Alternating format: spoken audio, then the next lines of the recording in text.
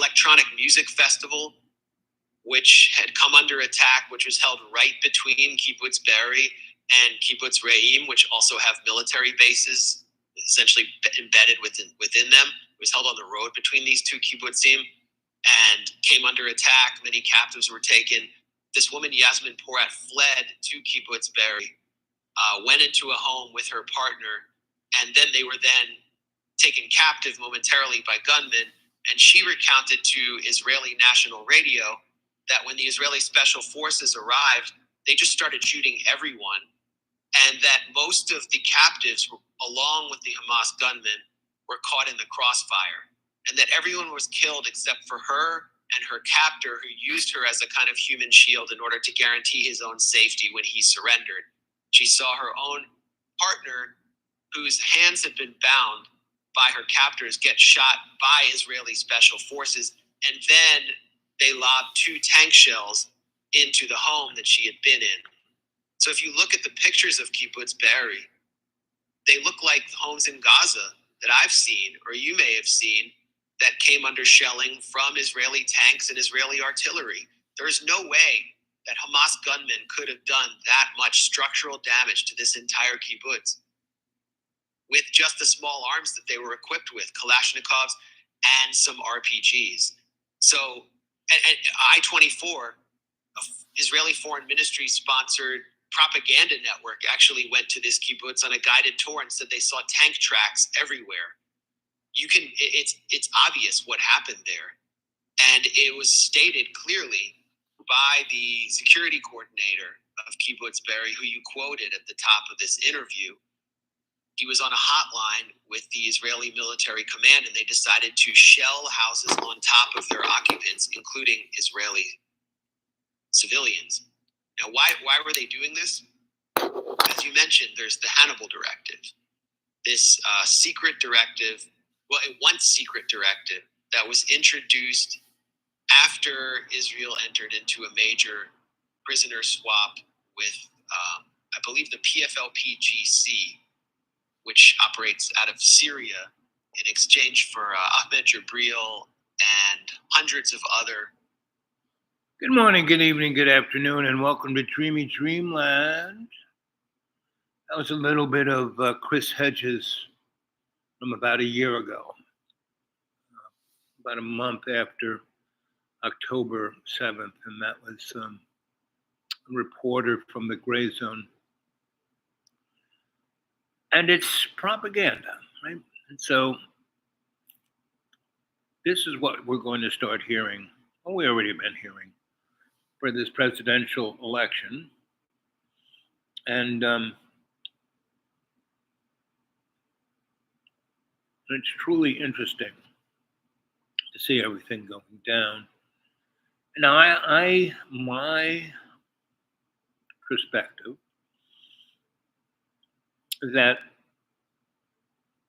all of these things on planet Earth, everything that's going on, the environmental catastrophes, the species catastrophes, the poverty catastrophe, the war in Ukraine, the war in the Middle East, the war in Africa, thousands of people who are dying of starvation because of these conflicts, are all being manipulated to bring forth a change in the global dynamic. And people would say, well, I mean, why, do the rich guys who run and own everything want to basically, they already own everything, yes, but see, owning everything, money is nothing. Money is just a tool for power. Power is the ability to control.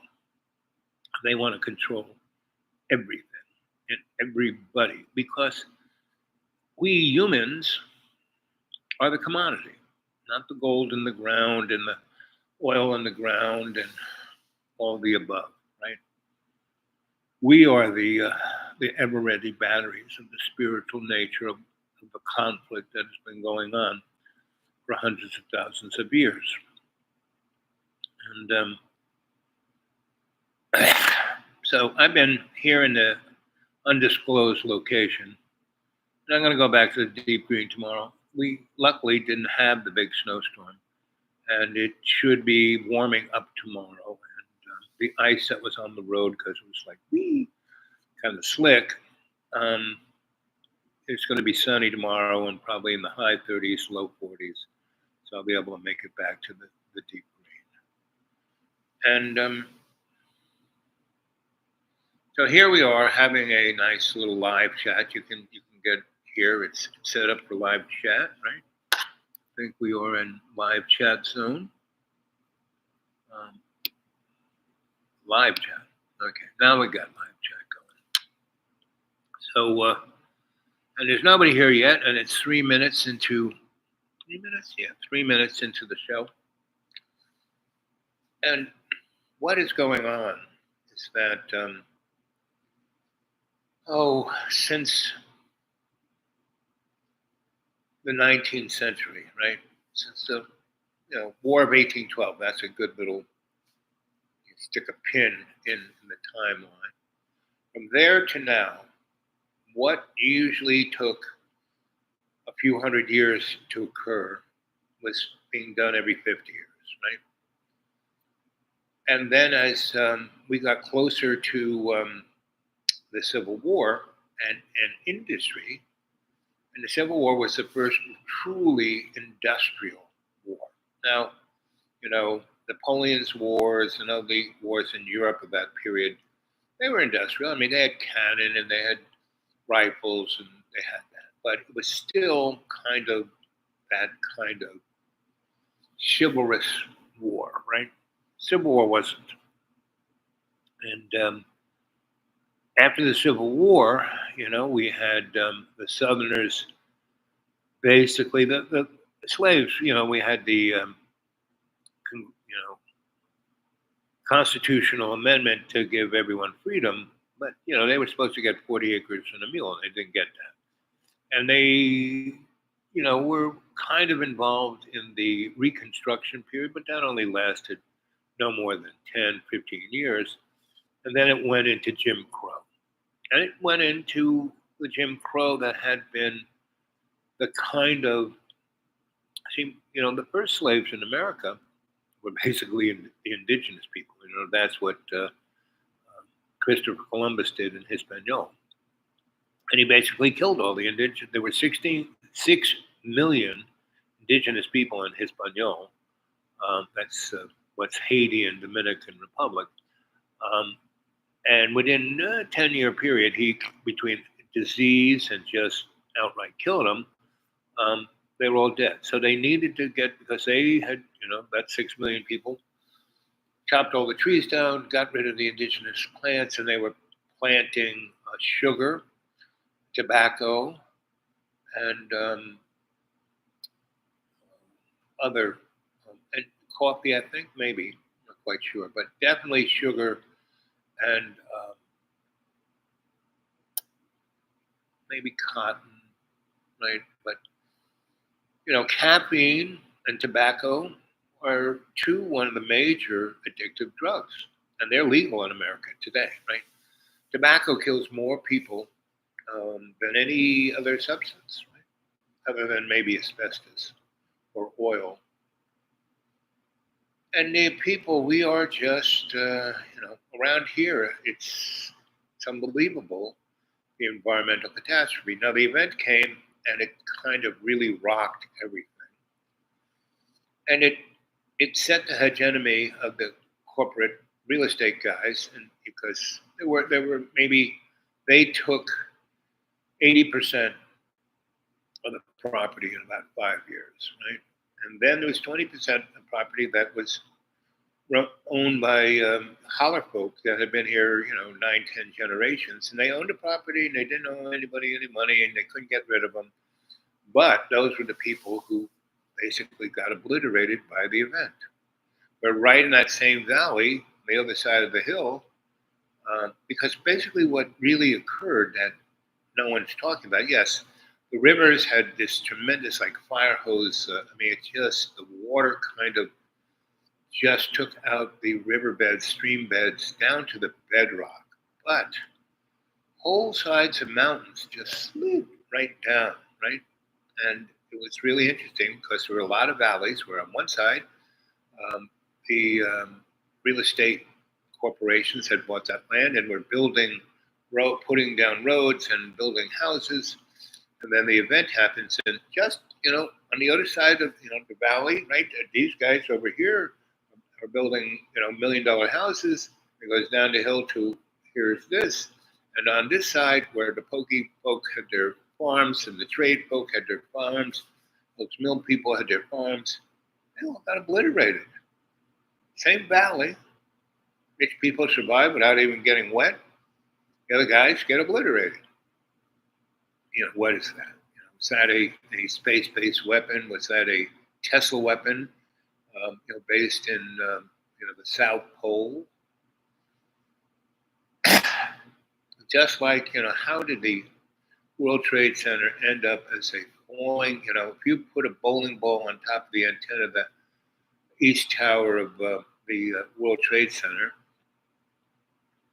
and the building started to fall, and the bowling ball was, right on top of that antenna, the building fell down faster than that ball. I mean, the building fell down faster than gravity because it was turned into dust, right? I mean, if the boards were pancaking down, it would have taken like 20 minutes.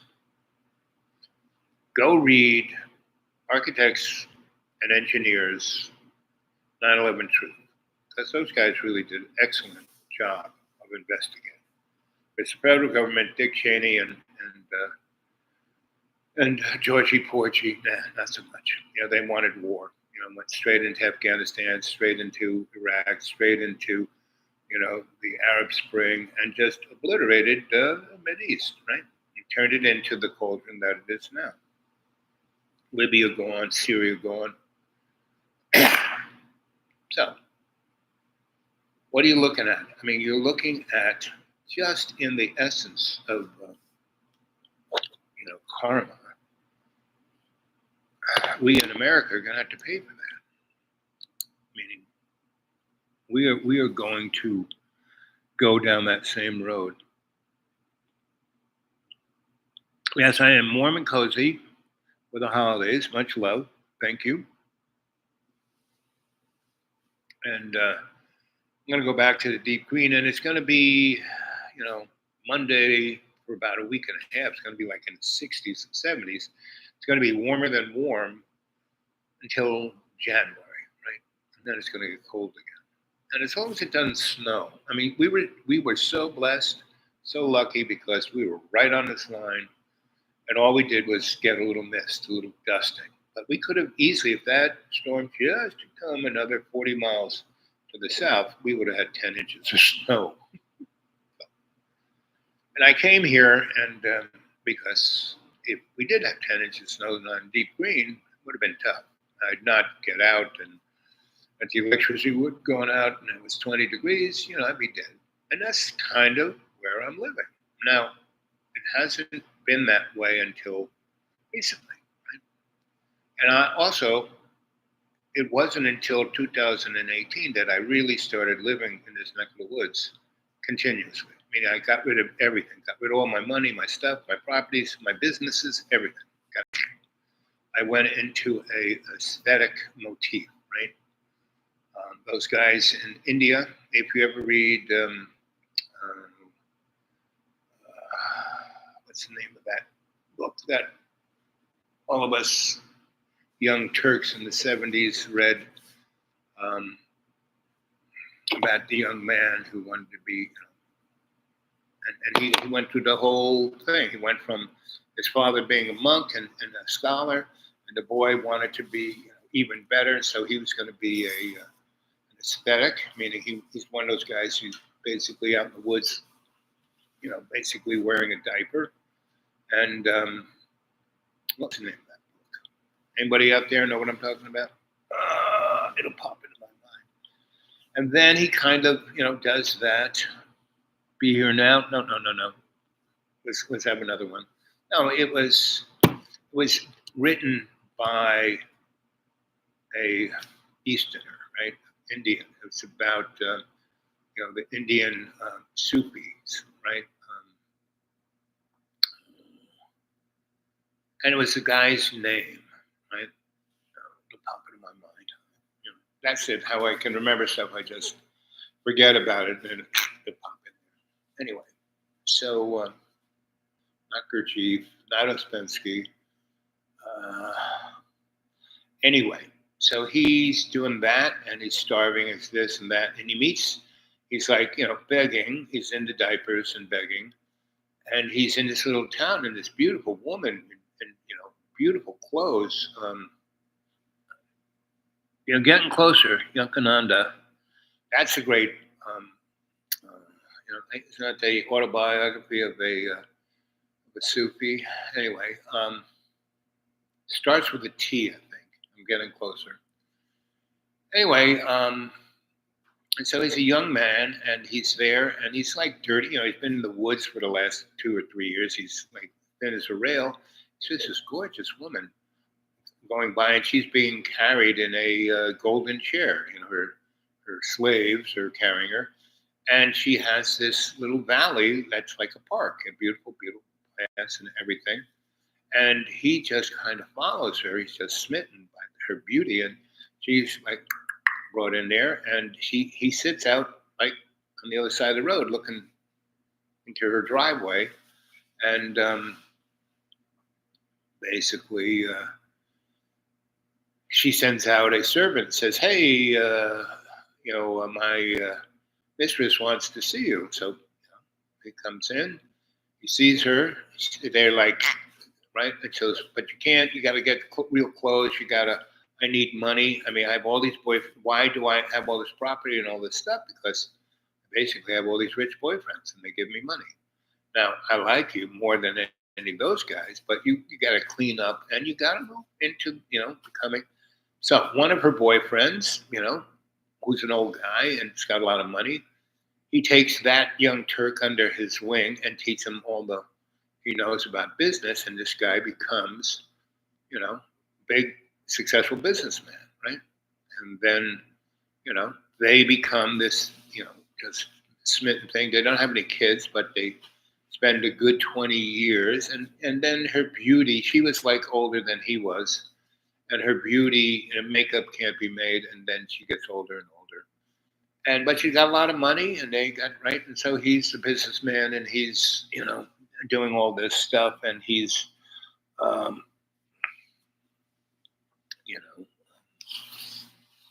so he goes through this arc of a life, right? And at the other end, he comes back to being an aesthetic, not so much as and I would say Bihar and Yogananda are reflecting this. Siddhartha, that's the book I'm thinking of. Siddhartha. See, I just stopped thinking about it. That's called the mind castle, right? We remember everything that we're exposed to. Getting at it, that's another story, right? Hermann Hesse. Yep, that's the guy. Very good. So that's that's what teenage people who were, searching at the age of like 14, 15, that's like the first book they come. Because it's a short little book, and it has really a story that everyone can relate to. And he describes that whole arc of life, right? It's originally what I was thinking, right? See, we're on the same wavelength, right? You were thinking of that, and I couldn't think of it, but as soon as it popped into my mind, you say, "Oh yeah, that's what I was thinking," right? And that's what this video is about. This video is about we're all interconnected, right? And all this crazy stuff that's going on is basically being scripted to distract the human race and to kill, meaning we're going to have a nuclear exchange and kill maybe 1 or 2 billion people and throw the rest of us into an economic ditch where we're starving to death. Well, where we're all going to be pretty much experiencing what the folk in the Gaza Strip are, right? And the people who are in Africa over there, we're all, in Africa, if you're in a country that has no resources, actually your country does pretty good. But if you are Nigeria or the Hausel, that strip across there of three countries that has all the platinum and gold and diamonds and oil and rare earth elements, and they've been having this war where the army and the National Guard and these guys were buddies. They just want to kill all the people so they can own all that stuff. And the corporations are backing them. No one's stopping them from killing. And that's where the most dying is happening, in Africa. And we don't really hear about it because Gaza's so, right? Again. And then the next, is what's going on in Ukraine. And once it stops, it leaves our consciousness, that's when we're going to, Putin's going to throw around some nukes, right? So, and everyone says, well, it wouldn't behoove him to throw around some nukes. There's no real strategic or even military reason for doing that. But that isn't why these wars are going on. These wars are going on to rejigger the planetary thing, and now we're having these drones over New Jersey, and we have been out in space, you read the Bible, and what's his name's fiery wheel in the sky. If that's not a flying saucer, I don't know what is. And there are many, many, many, back in the beginning, and God made Adam in our image and likeness, not God's image. Read the Bible. It says our, not my. There's all this stuff that's there, and no one even notices because everyone reads these books as liturgy, meaning a legal document, right? And that's why we have priests, and that's why we had the seraphim, not seraphim, the lawyers of the Torah, right? The Pharisees, right? But then they had a whole line of priests and this and that in the temple. And it was all about money. So it's the Roman Vatican. That was just a rebranding of the pagan Roman Empire. So we are up for a new branding. And the thing that Elon does, in all of these billionaires, right? There's about the top 10, and then maybe another 200 or 300 people in the United States that are billionaires. And that 1/10 of 1% of the population own, not just control, own like 80% of the wealth in the United States. 80%. 40 million people in America are below poverty level, right? So they don't even, when they put that little scale in that 1%, it's like, whee! They had to add 3 more pages to get it up there. They're not even on the list. Like me, I live on $9,000 a year. Right? I am poverty level is I think $27,000, right? I live on 9,000, and so I do that because I'm being like Siddhartha. I'm being that aesthetic. Aesthetically adept in appropriate technology, right? And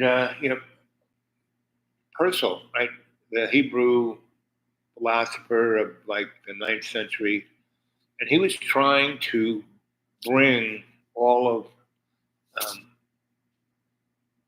the heretical Hebrew theology kind of together. And his brain was so sharp, and this is the Enlightenment was just starting to go. So he's looking at nature and science, and he's trying to make equations, right? And he realizes that God isn't some anthropomorphized guy, some guy up in the clouds with white thing, sitting on a toilet, a golden toilet, shitting on all of humanity. No. Everything in the universe is God. And God is everything in the universe. So that means Jesus and God all constantly say, forget the book, forget the religion, forget what's authority. God's inside of you. So that's becoming more and more self-evident to people, not reading things like Siddhartha, but Siddhartha and you know, Yogananda and Be Here Now. These are all good books because they're like little primers. They're like little ding, right? And the Bible, King James, is also a ding because even though it's been written over a 900-year period, that a good chunk of the Dark Ages was there, and these monks were copying it. They couldn't even read it.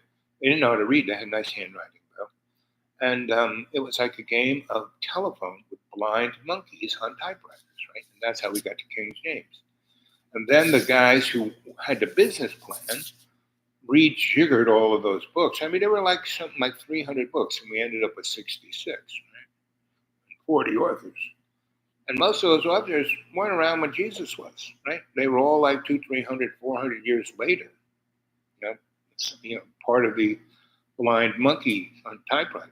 Right? So I want you to visualize everything I've said so far in the last 26 minutes, and I want you to breathe.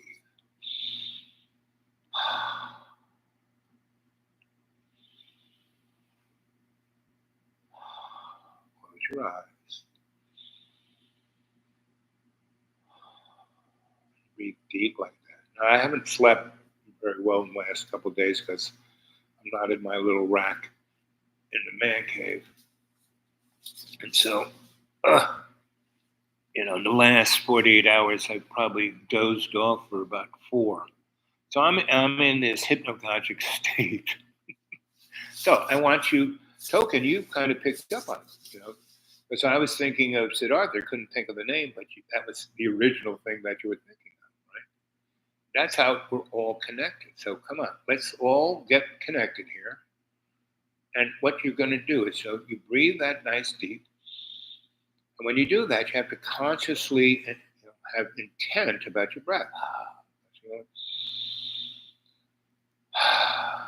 Because otherwise, our autonomic system breathes for us, right? So we don't even have to think about it. Because if we had to consciously breathe all the time, we couldn't do anything else, and then we do something else, and then we keel over because we haven't been breathing. So once you get relaxed enough to let go, and then you're consciously aware of the quietness inside of you, and you first hear your heart beating, and then you hear the little echo in your ear, because there's the synovial fluid up there, that's between that little drum and your brain and everything up there, and you can hear that, right? And that's part of the cranial sacral pulses, right? And then you can hear yourself breathing in, a unconscious way, right? You become aware of your other side of your avatar, right? Your autonomic side. So, come on, let's get to it.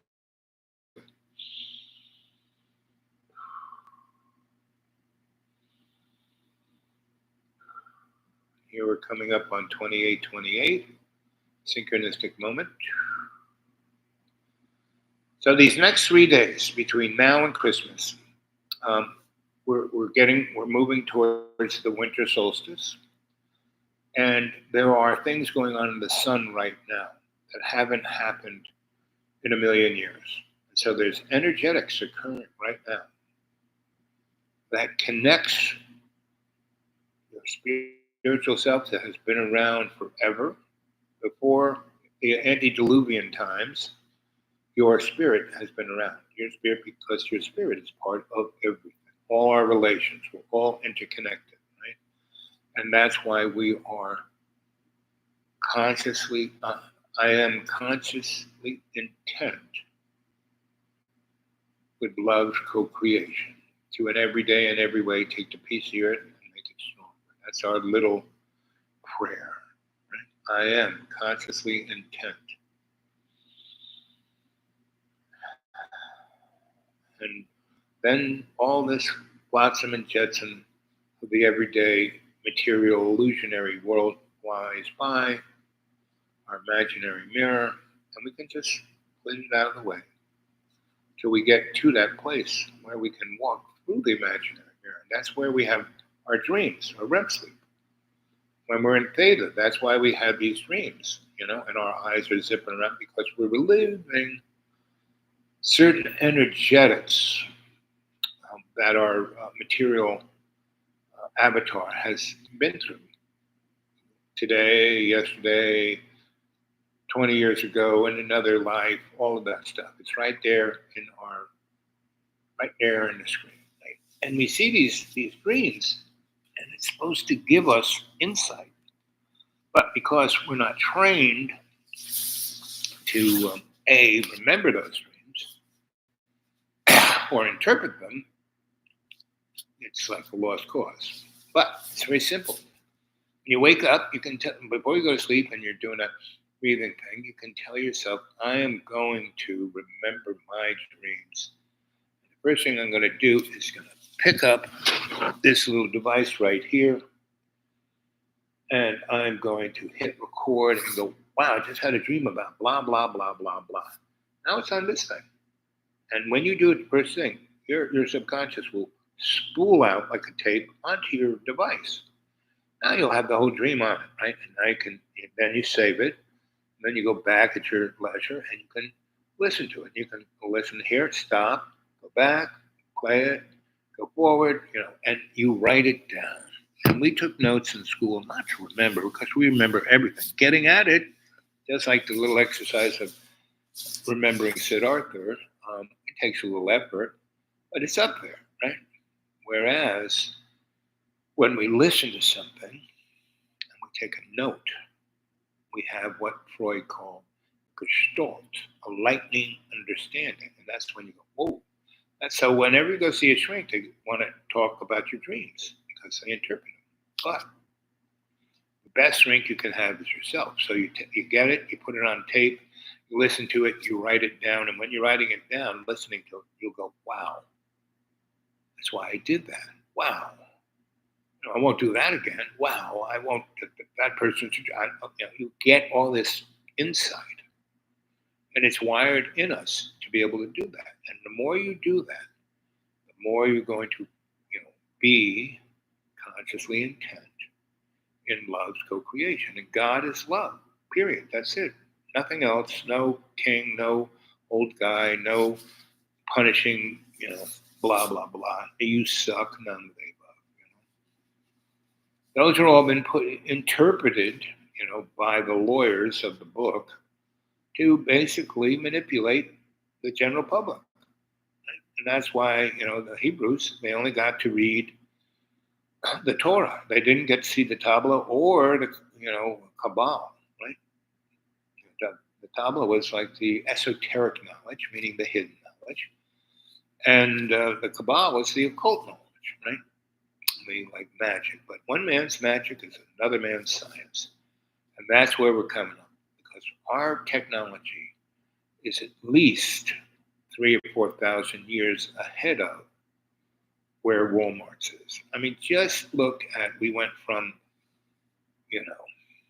wires and telegraphs to then telephones to then radios that used tubes, and then we had transistors, and then semiconductors, and then computers, and then smartphones, and we did that in less than 30 years. And that was like a good 300 years, boom, of technology in about 20 years, right? But we're still driving around in internal combustion engines that use exploding gasoline, right? Controlled explosions is how we're getting around, and we're moving into electric cars. Tesla, discovered zero-point energy, meaning unlimited electricity, because there's a bias between about 20 feet underneath the earth, about 60 to 100 feet above. If you go look at Nikola Tesla and look up his Wardenclyffe experiments that took place in Long Island on the North Shore, where Shoreham Nuclear Power Plant is. They built it right on Tesla Avenue in 25A. And nuclear power is like caveman technology, right? Because all it does is why we have the Price-Anderson Act, which basically gives utilities a motivation to have nuclear power because A, they don't have to pay for it, B, they can charge plus 16% interest to the ratepayer, even though the federal government's going to pay for building it because they want as many nuclear power plants as they can because that's the cheapest way to make weapons grade uranium. Right? And you have this power plant that's radioactive for at least 200,000 years. So you basically stick the community with a super toxic. I mean, look at Chernobyl, right? The Russian nuclear power plant that burnt up, and that was even more caveman because it wasn't even water. Well, it did use water, but the medium wasn't water. They were using it was the same kind of nuclear pile that Fermi built in the Chicago squash court in Chicago University, and he built an open core right in the middle of Chicago. And if it had gone south, which is called a runaway reaction, it could have blown up Chicago quite easily. But who cares, right? Rockefeller was paying for it.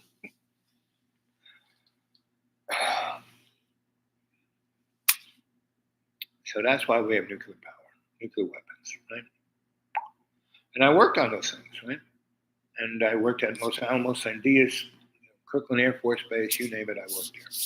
Working on high voltage, not just your basic transmission lines, but other kind of high voltage, the kind of stuff that they lofted up, they miniaturized and put up in space, right? And it was basically Tesla toys that he kind of invented in the 1890s. Like he had a little device that was about the size of a pack of cigarettes. And I lived in his laboratory, Mohawk Electric, right in the corner of Hudson and Duane Street in Tribeca. That was his laboratory. And I lived there, right? And he was long gone, but it was still Mohawk Electric. Now it's a condominium, probably a skyscraper. But my boss owned it. And it was like kind of where he stored stuff. And, I was living in the shop on Third Avenue, and that was a little cramped. And that was the first loft I was in, right, when I was about 13. He said, you're going to be working more downtown than uptown. So, uptown, you could stay at your parents' house and just walk to work. Now you're going to be downtown. And so here, it's this nice big 3,000 square foot loft that has these gigantic windows and skylights and looks out onto Duane Park and right up Hudson and right at the Hudson River, you don't have to pay rent or the utilities, right? So I lived there. And what was truly interesting, there was this hallway. I don't know if you've ever seen this on YouTube, but there's a kind of optical illusion you can manifest where you have a hill, you kind of cut into the hill, and you make a path or put a board there, like walkway, and you put it on a certain angle. And when you walk down, you get smaller and smaller and smaller. And when you're up there, you're bigger and bigger and bigger. So when you're at the top of this walkway, you look like you're 12 feet tall. When you go down to the bottom, you look like you're 3 inches tall. And that is a representation of in Egypt, in the Valley of the Kings, where the pyramids are, and the number one pyramid, the big one, there's this angled, hallway that goes from the king's tomb, which wasn't a burial thing. It was another energy. Those pyramids were like energy generators, right? And transmitters of energy, and it was very akin to the Jews had, the Ark of the Covenant, right? And that device was also an energy weapon, right? So in Tesla's laboratory, he had a replica of this hallway, and in the walls, he had these brass tubes that were maybe 2 inches in diameter, and went down into this other little, it wasn't a hallway, but a breezeway maybe, or, but anyway, what was truly interesting, you would walk up this, and it wasn't like you had to walk up a hill, but it had this illusion. And if you walked past these tubes, you could hear voices. And what it was, these were all connected through dimensions into other times and other places, right? And in the Empire State Building, they have a hallway like that. And in the Chrysler Building, which was designed by Tesla to have, Chrysler, he wanted to have electric cars, and he wanted to have a wireless transmission system, but Edison and J.P. Morgan and all those guys said no, because we want to put meters on everything and make money. Free electricity isn't in their business plan. But we're going to have it relatively soon. And why we're going to have it? Because you're not going to own your car. You're going to basically have this little thing, and you're going to hit, a little app, and the vehicle will show up at your front door, and it'll take you wherever you want to go. But if you are not on the roll call of the new order, that sucker ain't going to show up. You won't even get one of these, and this will be the new money. Not blockchain or anything. This, and your face is going to be your credit card. They won't put a tattoo on you. Your face will be your credit card. You walk into a store with this little gizmo, and you'll have a little bag, and you will take X amount of whatever you want, and you walk out. Now, if you're not, on the list to get groceries, you won't even get in the store. And if you make a stink about it, you will be shuffled off to the little closet where they throw you in there, hit a button, and then you're vaporized. So that's the world we're heading for relatively quickly.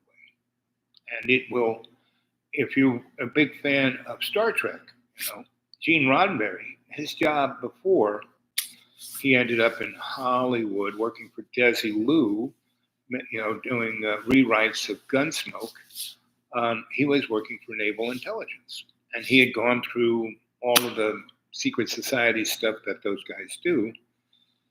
And he was assigned to go there to Hollywood and work at Desi Lu because he he was a good writer, so he was a good, employee, and he got, he did all, rewrote a lot of stuff, Gunsmoke, Wagon Train, you name it, he did it. And so he was a well appreciated employee. And one day he pitched to Desi and Lu, and that was Lucille Ball and Desi Arnaz. They owned Desi Lu, right? And they got the money by doing the Lucy show. And they were the first people to shoot a television show in a theater, Broadway theater, and they'd had 3 cameras, right? And they were all synced, and they had a live audience. So they would go through the show like it was a theatrical thing. Yes, they could stop and redo this and redo that, but they had this live audience. So the audience was in on the thing and laughed and responded. So that energetic went out on the TV. That's why the Lucy show was so frigging popular. Because first they did it on radio. They had to worry about the image. So good deal of radio was done live with an audience. So they took it one step. Because once they were doing TV, they just had one camera pointed on me, put on tripod, and they would do like a theater piece with one camera. And Desi had this idea of having 3 cameras, so he could capture the energy of the whole thing. And then they'd edit it down, and so they produced it themselves. They made a lot of money on the radio show for CBS. CBS said, we want to do this new thing, TV. And they said, sure. But we want to produce it, and we will rent you, we'll let you put that show on your TV thing, and you will pay us X amount of money for that, right? And it was so much cheaper then CBS producing the show themselves. CBS had no idea about, they thought, you know, they put the show on and that's it, right? Well, Desi and Lucy realized that at some point this popular show would be shown again and again and again and again. They realized that TV wasn't just going to be CBS, ABC, and NBC, but there were a lot of other little channels out there. Hearst had a bunch of stuff. Pulitzer had a bunch of stuff.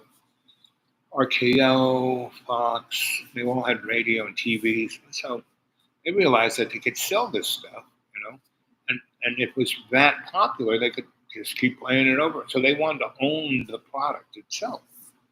And they were the first people to do it. So they did Desilu, and they did, I Love Lucy on TV. And CBS made an unbelievable fortune because instead of spending $1 million or $2 million on doing the show, they gave, Desilu Productions, $500,000 for, 12 shows, and they made $20 million in advertising, and they thought that was the best thing. Little did they realize that they were popularizing this TV show for Lucy and Desi, who would then sell it over and over and over. Syndication, right? That's where those guys made a fortune, which allowed them to went from Desilu, they bought RKO, and they owned all of the movies that RKO made, right? And they started buying TV stations across America, and the rest is history. And as long as Lucy and Desi were still hot for each other and, being really passionate about everything they did, it was great. Right? So that lasted about 5 years. And they started doing just go watch all those channels that replay 1950s and 60s things. And you'll see Desilu production, Desilu, right? And that's those guys, right? And they own, the Desilu, estate still makes money on all that stuff, right? So that was the beauty of those guys.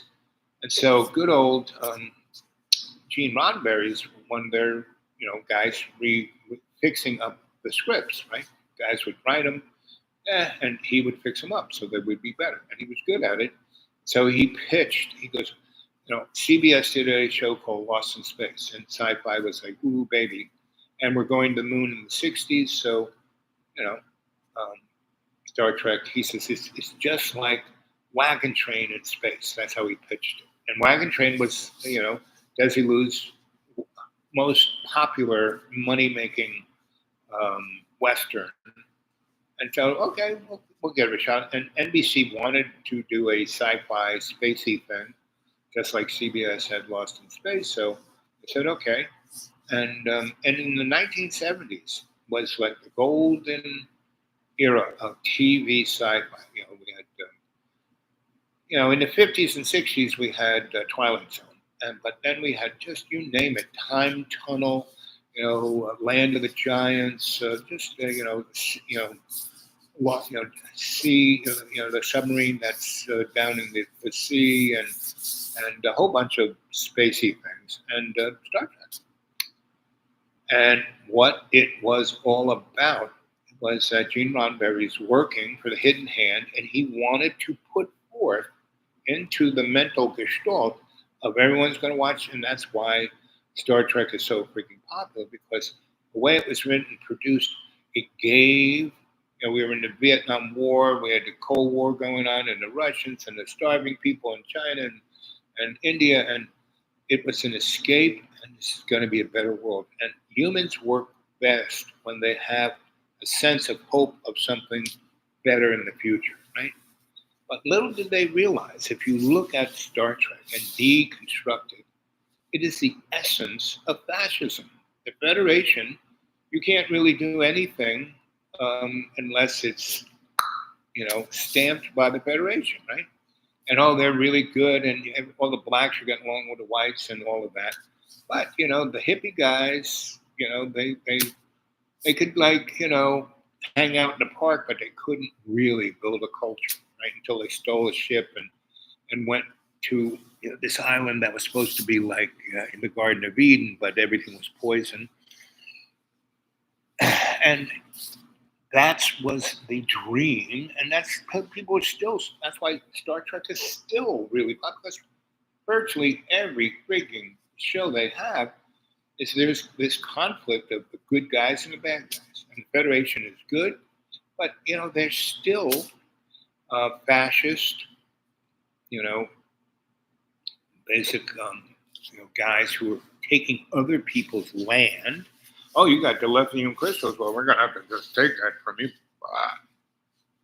And so, that's kind of what the Spanish, English, and French and Americans say. That's kind of anybody who goes in and commits genocide of any kind. You don't have to kill a lot of people; just kind of obliterate their culture and say, "Oh, we're replacing it with this federation. Oh, you'll love this." You get to live in a really clean, nice little box. If you go look at the show I did the other day, I showed a little clip of what it looks like inside of my man cave. And it looks like a cave. I mean, it looks like, it's like, go look at that. See, I have it close at hand.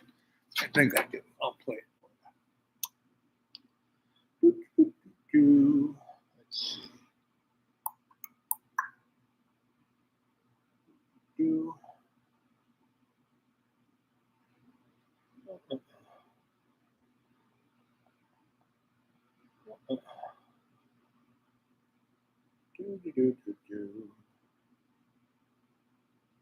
So here's a good one.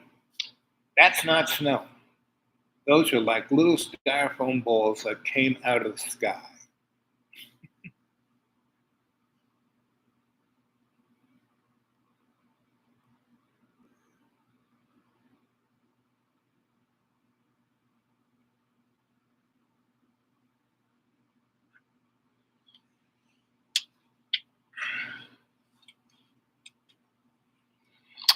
So here's where I sleep. A little rack. Here's where I have my clothes. Used to have them kind of hanging up in this little teeny closet here, but it just seem to want to mold up. Here takes a little more time. I do hit it with a little Lysol.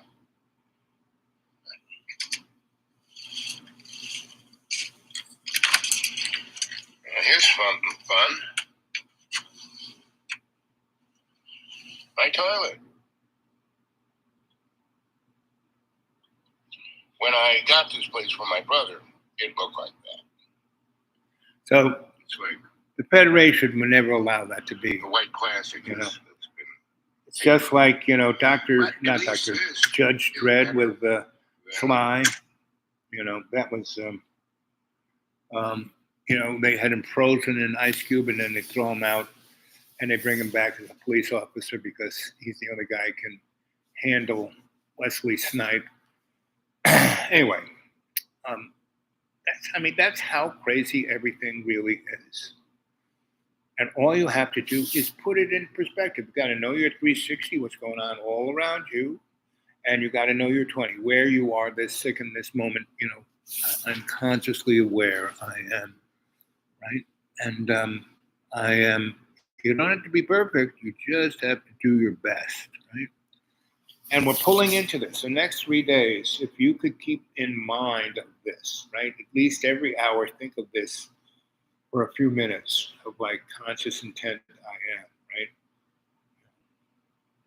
I am love's co-creation, right? I am the doula of love's co-creation. Doula is the Greek word for slave.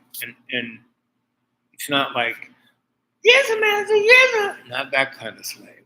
But meaning there's a thing called agape love, right? Where you give up everything to the love of co-creation. That's agape love, right? And so there's, lots of different kinds of love. There's eros, right? And that usually burns out pretty quick. And then there's, what are they? It starts with a P, where, you you're not gay, but you are your best friend, who's a guy or a girl. If you're a girl, your girlfriend, your guy, your buddy, and you love that person more than anything else, right? It starts with a P, and there are lots of Plato, Platonical. Thank you very much. See, that's how the mind um, cave works, right? Good old what's her name? Evelyn Wood speed reading. She had this thing called the mind cave, where you could remember anything, right? So, so we're in a very interesting period. I mean, normally this kind of period that we're right here, right now, um, these next 3 days, are something that only happens like maybe every 100,000 years. And we were, back in the 60s, I had this song, It's the Age of Aquarius. Go listen to that song. And then in the 80s, there was that alignment, the celestial alignment, right? And everyone, doesn't do their homework. So everyone thought, oh, it's going to be the end of time. Well, there were all these like cults that kind of whacked themselves because they were expecting to be taken away by a flying saucer. And then there was, the craziness of Y2K as another one of those moments. And then there was, the end of the Mayan calendar in 2012, right? Now there is this new kind of energetic, and the sun is going through conniptions. So, the people who look at the stars, astronomers, they're like going nuts over what's, they're seeing the sun doing, and they haven't seen it ever do this. And that's why we have the big new space telescope up there behind the moon at the L7 site.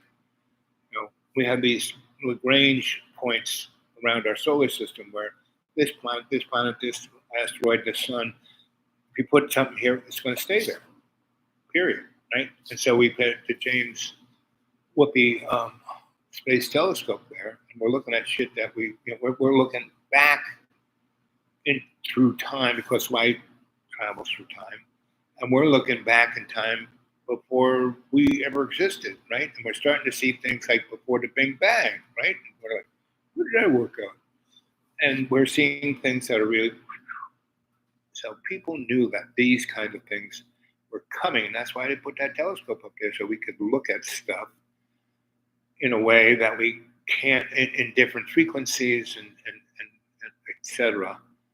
So, and that's why the guys with all the big money, the hidden hand, pays for this kind of stuff, right?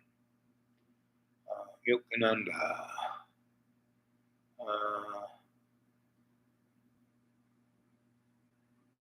So, Token, you still there, buddy? We're into this 58 minutes and 24 seconds. So, anybody got any questions? I've got about 30 minutes left of battery. Last night, I went past the battery and it died. Then I had to revivify my little. My laptop doesn't like it when I do that. So I only got about 30 minutes left. So let's make this. Thanks for the 3 thumbs up. How about some subscribers, and hit that bell and ask me some questions. That's what I'm here for. That's why I have a live chat, so you guys can ask questions, right?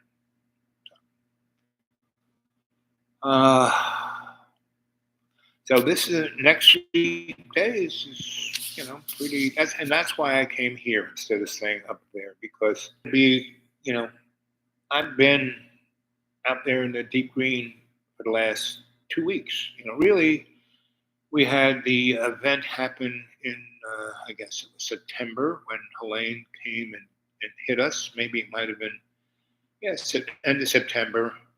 And then the next one was in Florida, and that was October, beginning of October. So September was Helene. So the last week of September, all of October, half of November, up until a week and a half past the election. We were going 24/7, right? 365, right? And so, kind of burned us all out. So I basically went back to the deep green, and during one of those weeks when we had our own army, the Corps of Army Engineers came and said, "We hear that you have a satellite, and we can't call home. Can we plug our stuff into our stuff ain't working? Can we plug into your stuff?" And we said, "Sure."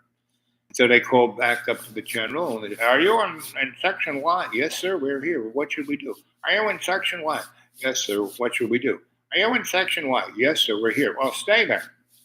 So they looked at us and said, "So what do you need done?" And they had, big earth movers. They had these big, what are called MRAPs, these things that they built for Iraq that could survive IEDs. So they're above the ground. The bottom of the vehicle is about 5 feet up, a gigantic wheel, so it was perfect for driving around through the woods of this flooded area. It could get anywhere, right? Had really well suspension, big wheels, each individually driven, so we could get anywhere, and we could bring a lot of stuff with that thing. You could pack it up with people and stuff, and we went out into Pogey Land and trade and Banner Elk and all Elks Mills and Hampton and places just off of a whole bunch of places on the border of North Carolina and Tennessee. And we fixed, there were all these roads that couldn't work, but the culverts got washed out. But the culverts were just over in the field. They had these great big things that could just pick that thing up, drive it over to where the hole is, and there was all kinds of stone everywhere. So they just scraped it on, and bingo, there's the road. So we did that to a lot of places. Plus, we had a lot of guys who knew how to use chainsaws, so they would get on these vehicles and go out there and cut people out of their houses, right, out of their neighborhoods, and get their roads fixed and bring them kitchens. We had close to 300 different churches come from all over the United States, and half of them brought their own kitchens and a refrigerator truck full of food. I mean, real food, not just canned food. And instead of sticking them in one place and forcing people to come to it, we went out to all those things. And FEMA hated that. "Why are you doing that?" I said, "Because that way we can feed people. These people don't have cars. How are they going to get 20 miles to here?" "Well, they shouldn't be there. That's why we condemned all the land up there." Anyway, so, after the 5th week of doing that, my skill set, it was done. They didn't need the diplomat. They didn't need the electrician. They didn't need the psychologist. They didn't need any of those things. And I wanted to come back to the deep green. And man, the trees were everywhere. They exploded out of the ground. So that was the last thing we cut out. They came and cut my little road out and got the people in my cul-de-sac able to, because they were having to climb through the woods and go out there and have friends pick them up at the side of the road. Anyway, so here it is. So I got here, end of November. So maybe 2 weeks, middle of November, and so I was here those last 2 weeks of November, and then December now. And I really didn't go anywhere because the county roads have fallen apart. I can't get there from here. So I've been just thinking about it. So I'm very good at being by myself. I'm happy to be by myself. But I'm a guy who likes being around people. So that's why I came here and spent the last 3 days with all the folks. And we went out so we basically facilitated every white person around here. But there are a lot of Mexicans that live around here. So we went out to their little communities and said, "Hey, we got a bunch of stuff. Why don't you come? We've got so much stuff. Just come and get it." These guys, unbelievable. They can't believe it, right? We just, you want a pair of shoes? Here's 6 pairs. Because we got a tractor trailer full of brand new shoes in boxes, like 1,200 pairs of shoes, right? 1,200 pair of boots. It's like we got more stuff. Now we're at a point of we're not getting that much stuff in. We still got a lot of stuff, but not like we did. And So now so the white people have gotten everything they could ever think of getting, and the other folks who were using it to, get these nice clothes and then take it down to the flea market and sell it so they can go buy meth. And I would go to those people and say, "Oh, let me read your palm," and then I tell them all about their life and everything about it. And random question, but do you agree with Earth being a prison planet idea? It seems like it would explain a lot. Well, what it really is, this is pretty much the motif of all of these kind of things. It's not meant to be a prison planet, but people, certain elements of any situation, I forgot what Democrat said. You should never let a catastrophe to go to West. We can always take advantage of whatever catastrophe, like so. That's kind of yes, and basically humans. So this ain't us. This is our avatar, right? But we get so used to it that we forget who and what we are. We forget that we are God inside this bag, and we're just in this avatar. This is like kindergarten. It's a sandbox, right? And we've outlived the sandbox thing. So there's people, and I use the Stan Lee called them Hail Hydra. Me, I call them the hidden hand, right? Other people call them the Illuminati. That's what David I call them, reptiles, whatever.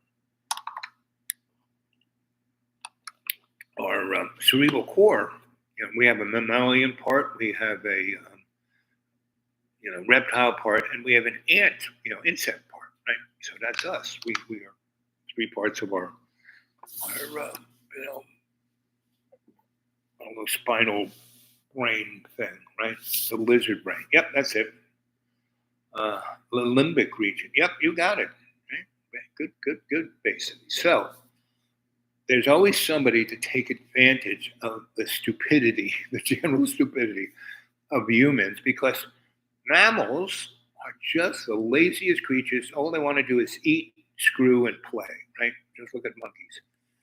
And that's what this avatar body was made out of, and that's kind of where, Darwin, if you read Darwin's notes, he didn't believe in his theory, but he had been studying it so long. He spent his whole freaking life. He burnt out every relationship he had, his kids, his wife, everything. And he was about to die, so he published Origin of the Species, right? And he called it the Grand Comedy. That's the name of the Origin of the Species, the Grand Comedy, right? And so he did that because he knew if it got published, it wouldn't get too famous, the last few years of his life, but he knew it would stick in people's craw. So as the years went by, like my novels, anybody who wants to read my stuff, get a hold of me at the dudeawake42@gmail, and I'll send you a couple of my novels. And if you get, I have 18 of them so far, right? And they're in a series, right? And you can go to Blogspot and look for Griot Publishing, and that's spelled Griotte, Griot Publishing at Blogspot. I think it's still there. People say it's still there. I don't know. I haven't been able to read, and that's like the early versions of a few of my novels, right? So you can do that, or get a hold of me at the dudeawake42@gmail. And if you have Gmail, it's real easy. If I have to do it to Microsoft or some other platform, it's a little difficult. Normally I can't, I'm lazy. What can I say? So back to Prison Planet. So there are characters like Elon Musk. So characters like, they're poster boys. Elon Musk, micro penis boy, faceless boy, Amazon reptile boy, all of those creatures. They're just poster boys. They didn't invent shit. They stole everything, right? They were put there. It's just like, who's the guy who was found committing suicide in the New York City federal court holding place, right? Whatever that guy's name is. When I was a Local 3 guy, I wired that thing, and it was wired so you couldn't kill yourself. Meaning there was TV cameras everywhere. All the doors were electrically right. Every time a door opened, there was a computer that logged who went in, what went out, and so yes, there was no way that you. That's the first guy who really killed himself, right? And because people who you know were on like suicide watch, they had cops on the hallway, right? So they could watch everyone in that cell block, right? And just by hand, the TV cameras that were pointed at every cell just somehow went off, and the two cops who were in there supposed to keep an eye, and they're supposed to get up out of their chair with a clipboard and look into the cell. Yep, Larry's okay, right? And they fell asleep for 5 hours, both of them, not just one of them, both of them, right? So there's whatever the guy's name was, who was the guy who had the Lolita Express, and that guy, he was a middle class, and he was a teacher at a prep school, and there was a kid whose daddy was super rich, powerful, and he went home with that kid, and that guy said, and so he was what the CIA would call a cutout. Right? So, and there are a lot of people, like if you go watch Dark Journalist, um, he has a lot of great information.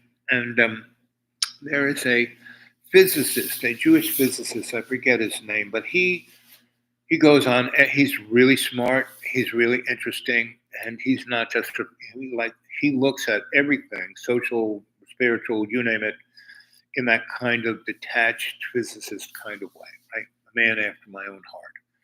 And he met that guy when he was supposed to be a billionaire. And this guy, as a physicist, made some serious money working for investment firms and making algorithms to figure out the flow of money and where you should put your cash at that moment, right? And so Epstein, that's it. That's the guy. And his girlfriend, her father was a really super rich guy. And somehow when Epstein became a billionaire, this girl's father, basically lost his money. It was almost equal, even Steven amount of money going both ways.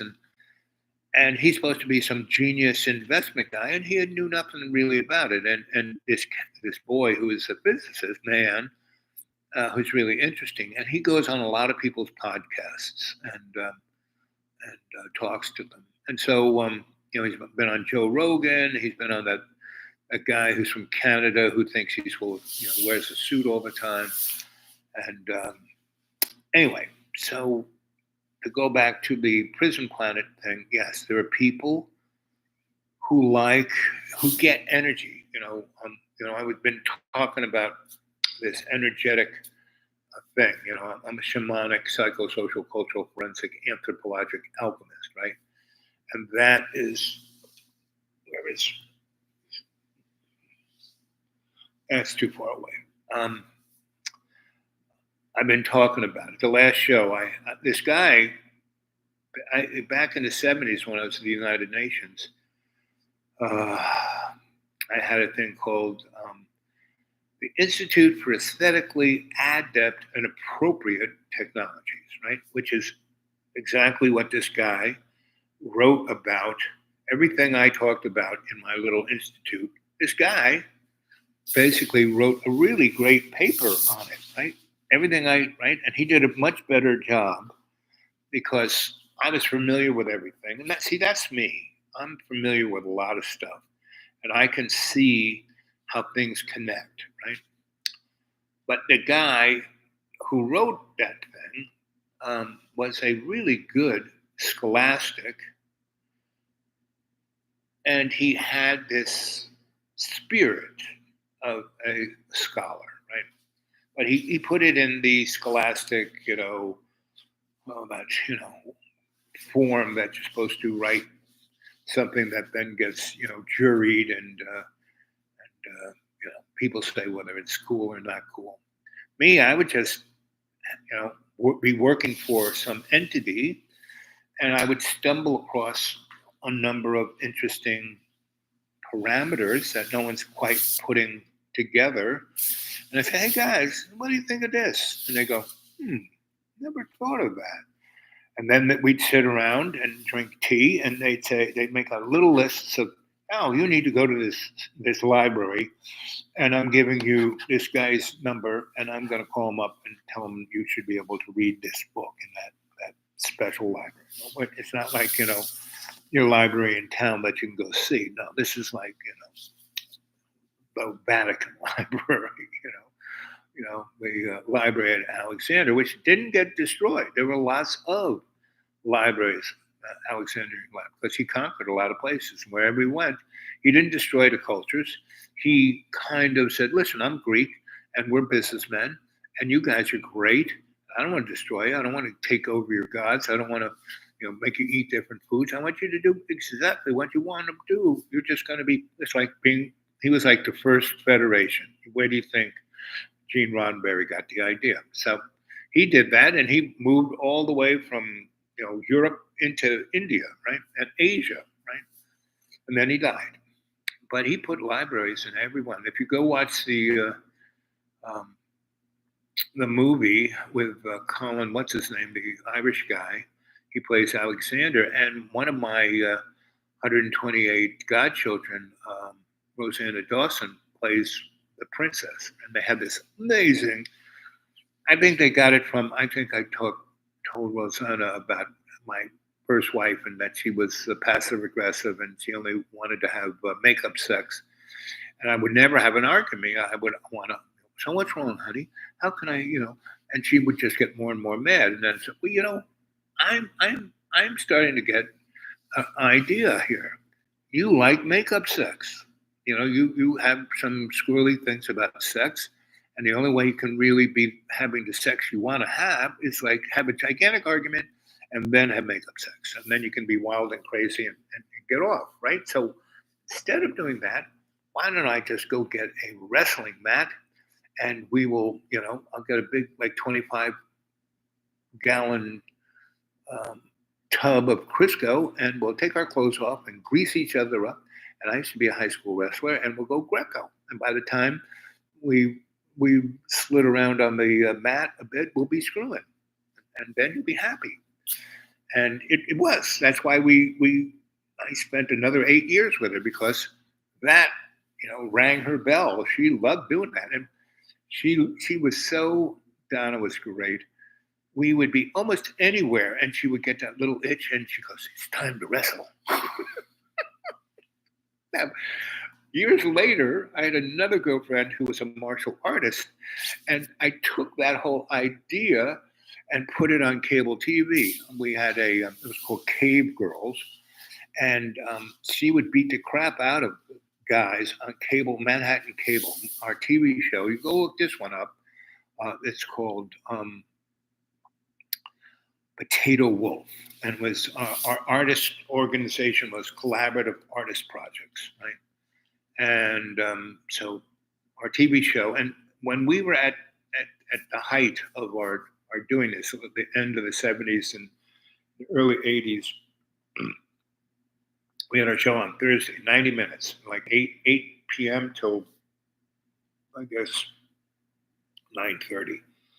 And it was like, they had Saturday Night Live, but we were the really not ready for primetime guys, because we had some pretty wild, like this girl, she would be basically in a little leopard, and she was well endowed, and a little thong, and these big burly guys. We advertised in the Village Voice and on our TV show, show up here at 8, we'll interview you and we'll put you right on thing, and you can beat the crap out of this little girl, right? So all these like big burly sicko guys would come to beat up this little girl, and she would eat them alive. And I had a lawyer work out a contract and basically said, you will probably have something broken, your fingers, your arm, maybe your eye will be gouged out, and if you sign this contract, can't sue us, no liability, you can't get anything for your medical things.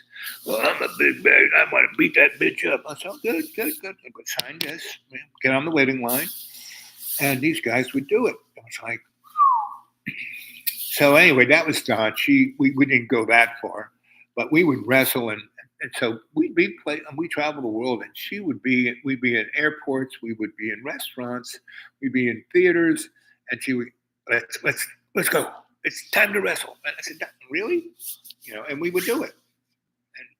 And that's part of breaking out of the prison planet. If you can do stuff like that. Okay. So I'm like, I'm getting there. I'm in my mid 70s, and I have a lot of things wrong with me. And all my doctors they like love to bet on when I'm going to die. Right. So I'm pretty careful about where I'm in and what I do and what I eat. And I exercise all the time. And I don't put myself in those, like I knew that if we really had a bad snowstorm, I couldn't be in the deep green because power goes out. It's 20 degrees below zero. Power goes out for a day. I'm frozen stiff. I'll be dead, right? So came here and I meditated, and there was no snow. Right? So I can go back tomorrow. It's supposed to be sunny and in the 40s, so it'll be fine. But prison planet, yes, we are in a prison, but it's of our own making, right? And because these morons, I mean, the guys all the politicians, Donald Trump is our president twice, really? I mean, once is enough. Peppermint oil. So the problem about this place is that we've got a lot of food, but it's all canned food and processed food and all the food banks. We used to get vegetables. We don't have vegetables anymore. Everything is processed food. So the poor people coming getting the food from us, yeah, they're getting calories, but they're getting fat and they're dying, right? So I can't eat this shit, but I have to eat something. So I eat a little bit of the shit, and my body goes, So the peppermint oil keeps me from having heartburn. So anyway, the lizard brain, yeah, limbic region, yep. So good to see you, Bay City. Louis, anybody more questions? How much battery do I have left here? 31%, maybe 20 minutes more. So come on, let's have some questions. Let's keep talking. So here we are, right? I mean, these next, between now and the 21st. I guess today, what is today? Today's 21st. Okay. It's today. Let's see. Let's ask the magic box. Boo.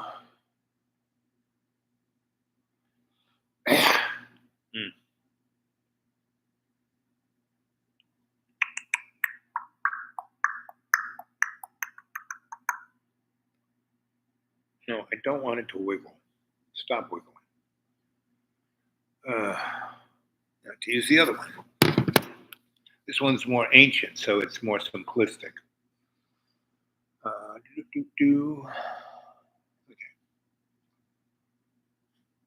When is the winter solstice? In the Northern Hemisphere, the winter solstice was on Saturday, December 21st, 2024 at 4:21 a.m. Eastern Time. So that was early this morning. That's why I was kind of feeling a little strange this morning. I didn't sleep at all. And so right around that time. So, okay. So we're on the back side of the winter solstice. So between now, let's go ask this question. What astronomical event is occurring right now?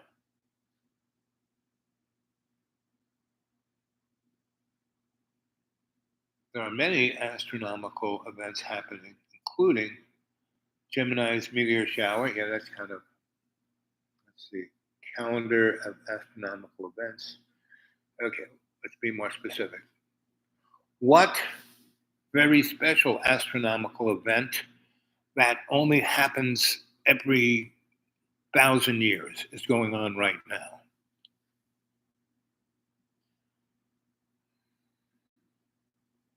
As of today, there are no widely recognized astronomical events happening that only occur every 1,000 years. However, scientists are currently anticipating a rare nova explosion, okay, from the star T Corona Borealis, which is considered a once in a lifetime event for many observers due to its infrequent eruption pattern, potentially happening sometime in the near future. Key points about this potential event: star involved T Corona is also called TCRB, phenomena of nova explosions where a star suddenly brightens significantly. Rarity, while not exactly a once every 1,000 years event, TRCB has a reliable but infrequent nova reoccurrence rate, making it very special observation opportunity for astronomers. But it's if you know where to look, you'll see it, right? Just like I don't know, has anyone ever seen any life feels stale and boring? Any tips to make life feel exciting and fun every day? Yes, there is. Help somebody else out. So I was out in the deep green for the last 3.5 weeks, right? The snowstorm's coming. I go, you know what? I'm gonna go and help these folks out, right? And so I am. So we have a whole different clientele. It's no longer white people living up in the hills, no longer pogey folk, nobody holler folk, but a lot of, you know, Hispanic folk who are here. You know, people don't realize how many. People don't even realize there are black folk in this neck of the woods, and there are. There's quite a few of them, but they are in the down low, right? And most people in jails around here, in the county jails, are all white, because they're meth out and anyway. So the Hispanic folk are really the only people who are really they're the great citizens. They come here, they start working hard for some contractor or such, or in a restaurant or whatever. And within 2 or 3 years, they have brought all their family here.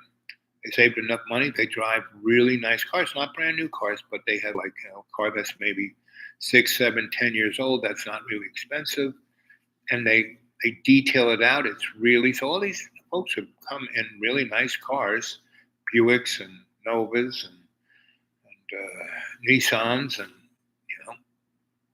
but they're really clean and like and the kids are well behaved and well. They're not wearing the newest new, and so the Mexicans came here, and again, all the clothes and stuff we have, it's brand new stuff. All the clothes we've given out, all the stuff we've given out, it's like straight out of like Walmart's or Lowe's or Target or things of that nature. And we got millions of dollars stuff. We've given it mostly away. So now we are giving it away to whoever hasn't been here. The people who come here every day for the last month. Sorry, you can't come here more than twice a month. Well, you're keeping. That's when let me read your palm. Right? Glad you're in the safe place. Glad you're in the safe place. Yep. Oh, there's Margaret Artist.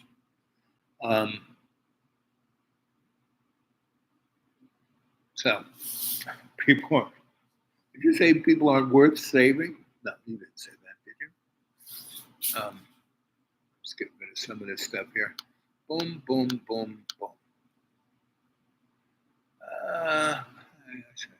People are not worth saving. Well, you can't save anybody, but you can give a hand up to anybody, to everybody.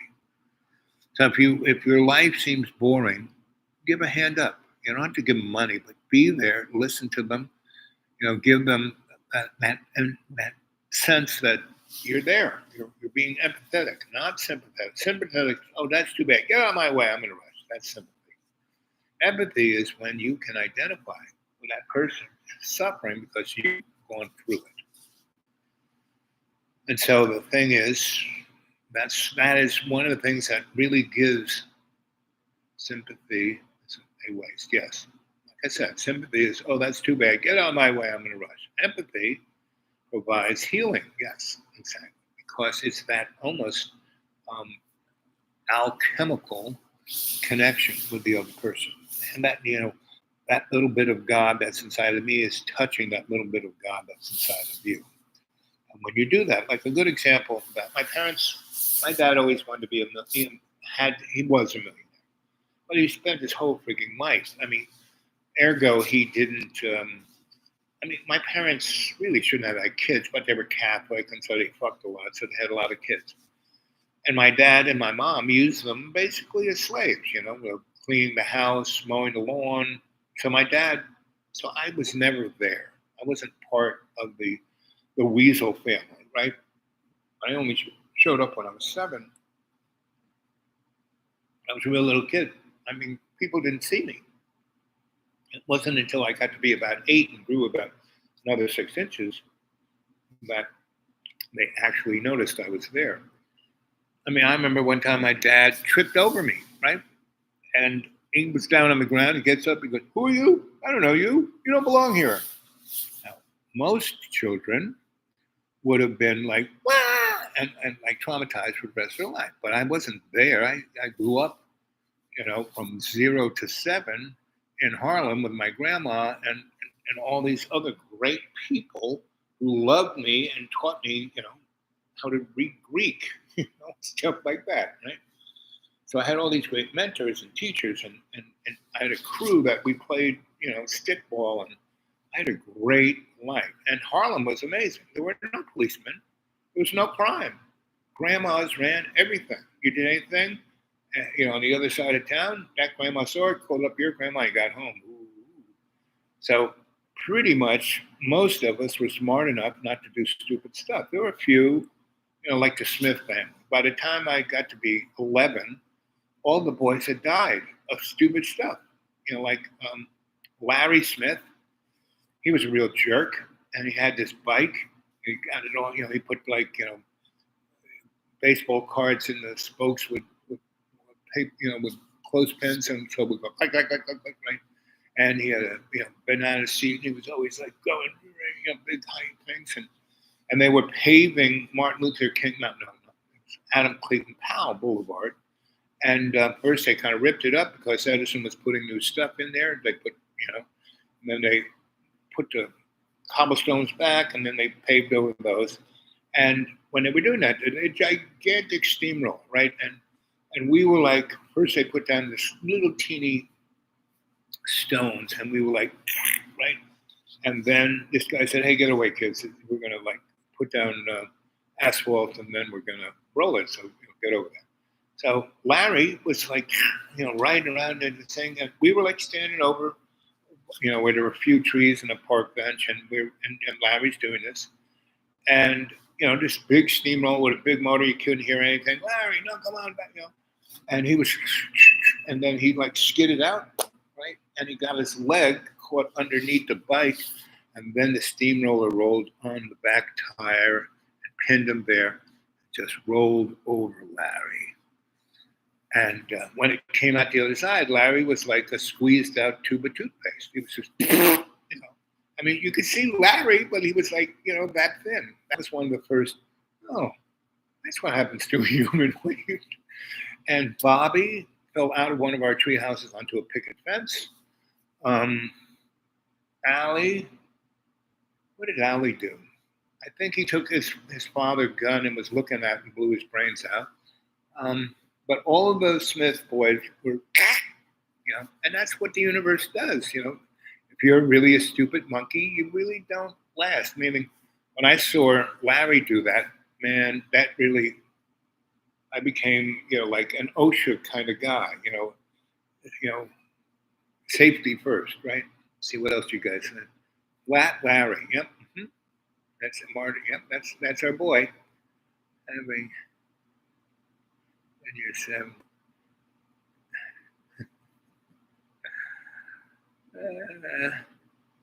So anyway, my whole life, people would look at, like, when a nun murdered me. I mean, how could you? And that nun just bang, the first punch, I was gone. I didn't wake up. until I was in like a body cast like a week and a half later in the hospital. And I had like straws up my nose. I couldn't see. I had little straws in my ears so I could kind of hear. This one, not so much because I couldn't, she broke the little stirrup in my ear. And, but this ear had the straw in it. And I heard this one nurse, yes, when his brain swelling goes down, he's going to have a lobotomy. And I kind of knew what a lobotomy was. And I was like, I was in the body cast, right? And, as soon as I heard that, and I just woken up and I had just ringing in my ear and the worst headache in my life.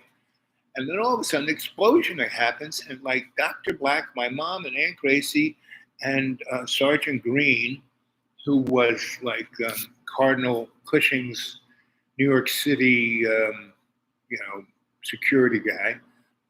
They just bang into that hospital. And, Sergeant Green picked me up and they walked me down. And this other, one of Sergeant Green's boys was holding the elevator for us. I couldn't see anything but big Sergeant Green's arms. And this nun, I hear this nun ringing out of this ear, coming screaming, what are you doing? Blah, blah, blah. And my Aunt Gracie kicked the nun right between the legs. And all I heard was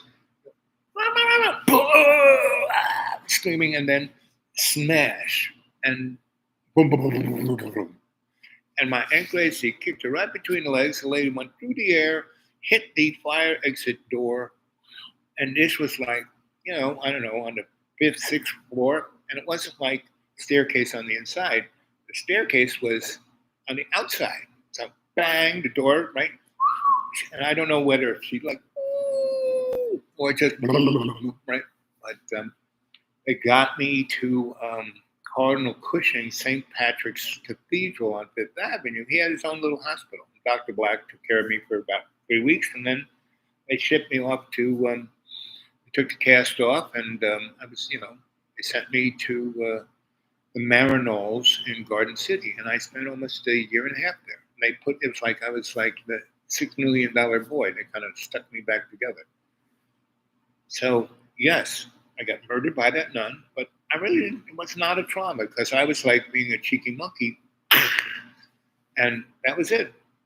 I didn't wake up until I heard, he's gonna have a lobotomy, then the door explodes, and then Gracie and my mom and Dr. Black, and anyway. So no matter what catastrophe, and I've had a lot of I've been in a lot of strange places, and it's always turns out to be the best. Like when John, I stayed at John's place for, I don't know, maybe 15 months, but I really wasn't there most of the time because John threw me out 32 times. Every time he did, I had an amazing adventure. So by the third time he threw me out, it was like, yeah, no big deal. I already had, the first time he threw me out, I had to, I had no way to prepare. I had no expectation that he was going to do this, but he had, lost his mind. And basically had a big hammer, get out, get out, get out. So I had to get out, right? And when I came back, a lot of my personal stuff was missing, right? So anyway, and that was, again, part of my letting go of everything, right? So I didn't care. And so but the next time, I always had my car, had my go bag, all my personal stuff that I didn't want John to steal, I would keep in my car. And I would lock the car when I would, go into the school to go to sleep. So because I found him once rifling around in my car for stuff. I said, what are you doing in there? Right? And I had a little, I saw him I got up, to take a piss, and then I went in to get, something to drink, and it's nighttime and the light up there, and he's in my car. So I had a little fobby thing that all I had to do was hit the button, and I locked the doors and set off the car alarm. So he couldn't get out, and he's inside, and boom, boom, boom, and the lights are blinking on and off. I just came out and kind of looked at him in the, like he was like caught inside the car. This is how you don't have a boring life. You can bemoan whatever you're doing or whatever your job is, or this is terrible, or these people are not worth it, they're blah, blah, blah. No, that's putting you before anybody else, right? But, all the things I did with John, I did my best. My three little guardrails: don't get involved unless you can get the innocent out of harm's way and you have a workable exit strategy. Don't get involved unless you're going to help someone else other than yourself. And don't get involved unless you can learn something that will teach you something that will enable you to help other people. Those are my three guardrails. And everyone has to find their own guardrail. And if you, oh, John is kind of nutty. Well, he's like a special case. Because he is, I call him the canary in the social coal mine of self-inflicted suffering. Because everything you go on his show, I mean, just watch his channel. It's like, I think it's, everyone thought that Jerry Lewis was, when he was with Dean Martin, he was really funny. But when he was doing his stuff on his own shtick, and he did like serious films, and he did that French film where he was a mime. The French went nuts for him. Like, he was a genius. And I think John, in his own way, he's like the guy who did, Aliens from Planet Nine in the 1950s, Ed something or other. And, what's his name? Johnny Depp played him, right? That's John. And that guy would wear women's clothes and brassieres and have tits, and that's John. It's like, so John is a special case, right? And he, again, I don't give up on friends, but I don't need to be with him 20. I don't, he goes between, oh, you have to come and be here. Oh, I'm scared you're going to die. No, Ed Wood, thank you. And so that's John Boy, but John is not as realized as Ed Wood is, right? Because Ed Wood actually did stuff. And the other guy, who's the film producer and director of like all of the 1950s, 60s, 70s, 80s drive-in movies, and basically everybody who was an amazing movie maker basically worked for him. Like Opie, Ron Howard worked for him. Steven Spielberg worked for him. Pretty much everyone, guy who did Godfather worked for him when, they were just getting out of the movies things. And that's what you do. You find a mentor, a guy who's really doing it. And he did it. He was the king of making a movie on a low budget, right? And all those movies were pretty cool. I mean, he made a lot of money, and he made it was like a film school. I mean, he made a whole genre of amazing film directors of the 70s, 80s, 90s, and early O's that worked for him. Harvey Keitel, no, something or other. So John's not even his own friend. It is true. John is not his own friend.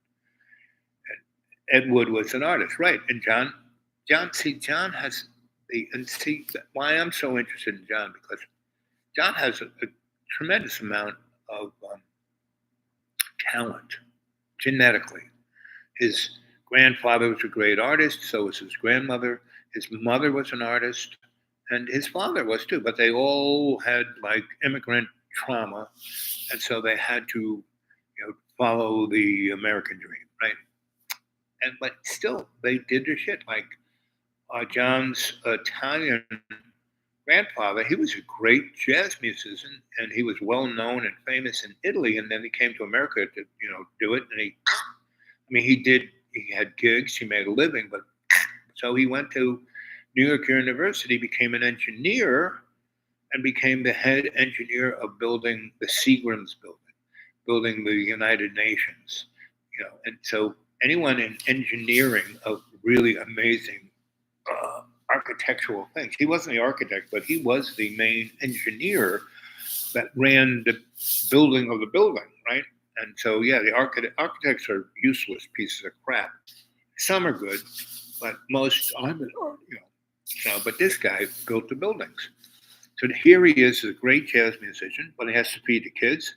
So he does this other thing of becoming an engineer and then becoming well known and building some of the most iconic structures in New York in the 60s, 70s, right? 50s, 60s, and 70s. And so John has that in him to do that, right?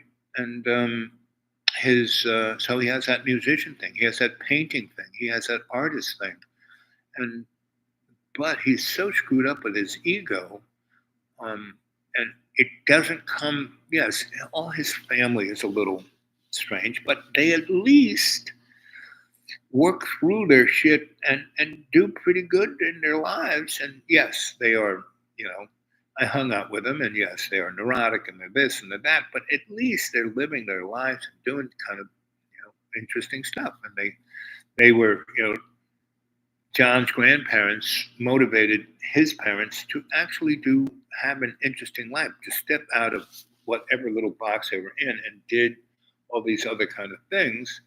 And they got the American dream. John's parents were not rich. They didn't have a lot of money. They went off to college out there in the middle of Midwest someplace. And after they did that, they taught out there for a little bit and then said, screw that. And, they were looking for jobs. And one job that paid the most was, in Roanoke, Virginia. So, and that was only because the state of Virginia closed all the public schools. So all the white people needed their kids to go to school. So they taught at, these like semi-private public schools for white people, right? And so they actually made more money than your average public school teacher, right? So they saved that money, and his father went on and taught at the college, and his mother kind of got a job working for a real estate agent and picked it up and was a good salesperson of it, and they were in that sweet spot where they didn't spend a nickel, and they saved their money, and they bought a house for themselves, and they fixed it up. And then they bought another house and another house and another house. Really, this is when Roanoke was in the dumps. So they were buying these houses for, somewhere between $7,000 and $20,000. Now they have like 20, 30 pieces of property that are each worth maybe $500,000. That's the American dream, right? And they actually liked doing that. What was that?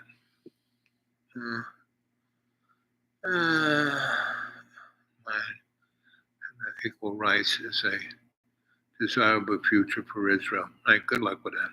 So that's one of my little scholastic friends. He's always, we won't even go there. He's always talking about, that the Arabs, it's their fault that the Jews are, because they intimidate the Jews, right? Anyway, we won't even go there. This is boring. Yawn. Roger Corman. Yep, Roger, thank you. Roger Corman. Yep. Mike Brady was an architect. Anyway, but John really does represent this kind of category.